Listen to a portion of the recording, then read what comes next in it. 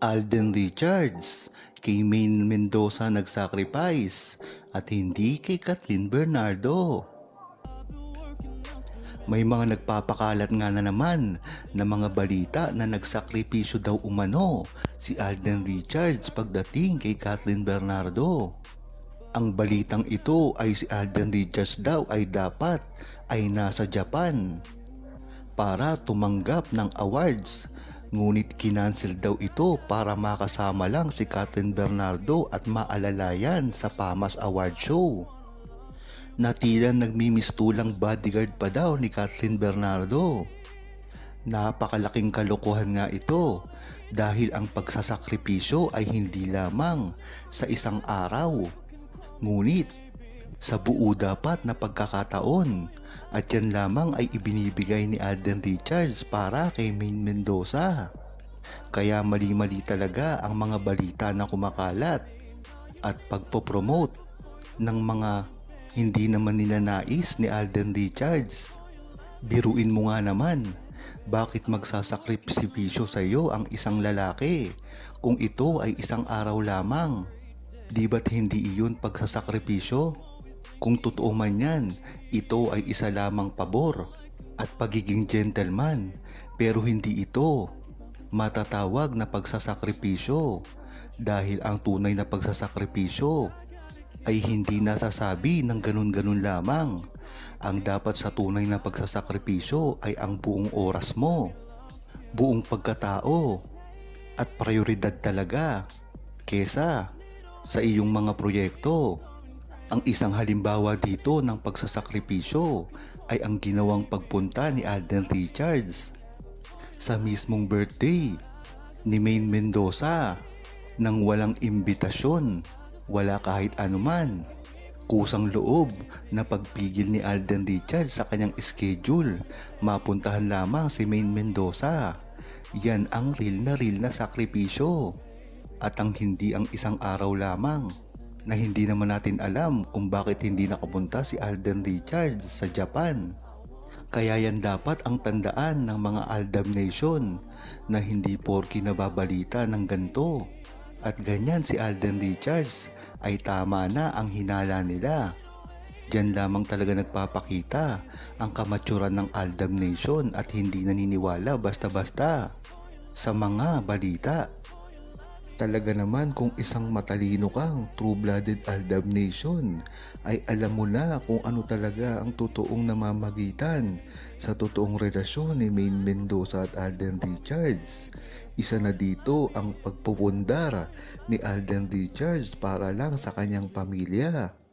At talagang kung true-blooded Aldab Nation ka ay alam mo ito dahil sa simula pa lamang ay alam natin na ang pinagpupundaran na ni Alden Richards ay para sa kanyang pamilya. Ngunit bakit nga ba natin nasabi na ang pamilya na ito ay ang Fulkerson family?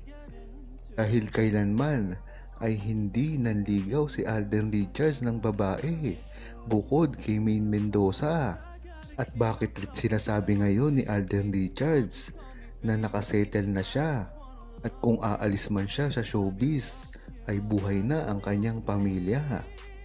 At pagdating naman kay Maine Mendoza ay alam natin na mas gusto niya ang tahimik na pamilya lamang. At hanggat hindi pa umaalis si Maine Mendoza sa mata ng publiko at sa Itbulaga, malamang ay hindi pa rin makasettle si Maine Mendoza. Kaya alam ng buong Aldab Nation ang buong pangyayari na ito at dapat magtiwala lamang sa ginagawa ngayon ni Alden Richards at Maine Mendoza at lalong-lalo na sa kanilang mga desisyon sa buhay na kahit pa isa pribado ito o ipubliko man ay dapat ay maintindihan ng buong Aldab Nation. Kahit ano pang ang gawin ng mga bashers at mga naninira kay Maine Mendoza at Alden Richards, hindi ito maaaring isuko ang pagmamahalan. Alam na rin ng buong true-blooded Aldab Nation na mangyayari ito at tutuparin ni Maine Mendoza at Alden Richards ang mga ipinangako nila noon pa. Sabi ni Polly Istra. Dapat nga ay hindi sumuko si Maine Mendoza at Alden Richards dahil lang sa pressure na ginagawa ng media, mga management nila at mga nagpapatakbo ng mga karir nila.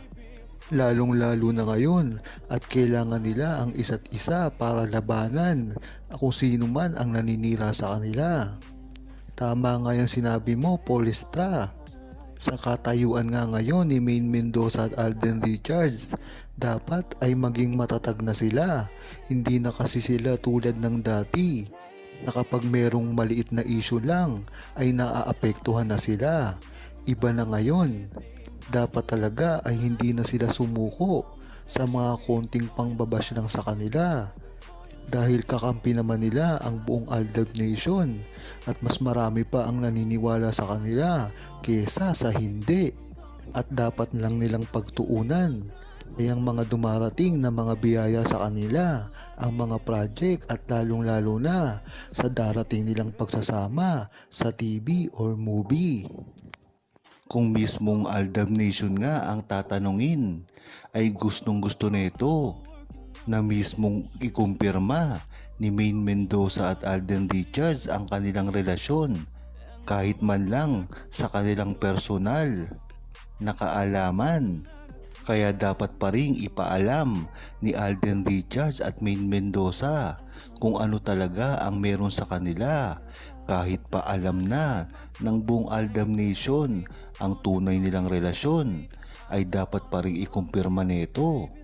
Kung matatandaan nyo ay napakarami na ring gatherings ang ginagawa ng mga true-blooded Aldab Nation at ina-attendan naman ito nila Alden Richards at Maine Mendoza. Dapat lang ay sabihin nila dito ang totoo dahil alam naman ng buong Aldab Nation na maingat ito sa mga secret na inilalabas mismo ni Alden Richards at Maine Mendoza ng personal sa kanila. At kung matatandaan din ng buong Aldab Nation na hindi ito ipinaalam sa publiko, kaya nga walang kaalam-alam ang publiko patungkol sa kanilang tunay na relasyon. Pero ang Aldab Nation ay alam ito dahil direkta na ito sinasabi nila Alden Richards at Maine Mendoza sa tuwang magkakaroon sila ng mga pagsasama. Kaya maganda na rin na ikumpirma mismo ni Alden Richards ang estado ng kanilang relasyon ngayon dahil matagal na nila itong hindi nagagawa. Baka naman kasi ay marami na ring nagbago at nangyari. Ngunit ganun pa man, tiwala naman talaga ang buong Aldab Nation kay Maine Mendoza at Alden Richards kahit ano pa ang mangyari.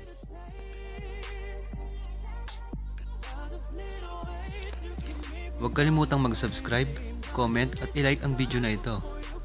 Thanks for watching!